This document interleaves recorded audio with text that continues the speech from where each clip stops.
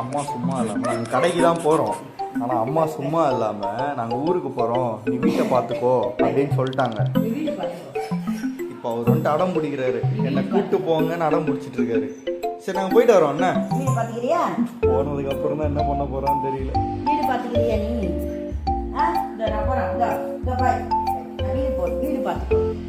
சரி டாமி நாங்கள் போயிட்டு வந்துடுறோம்.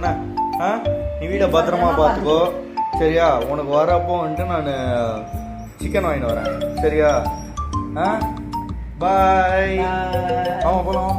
ஆமாம் போகலாம். சரி டாமி போயிட்டு வரேன். பாய் பாய் பாய்.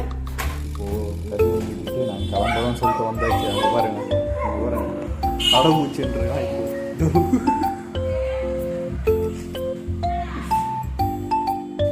டாமி கேட்டாண்டி நிற்கிறியா டாமி?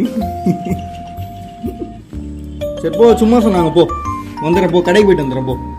போ சும்மா தான் சொன்னாங்க போடா போ. சரி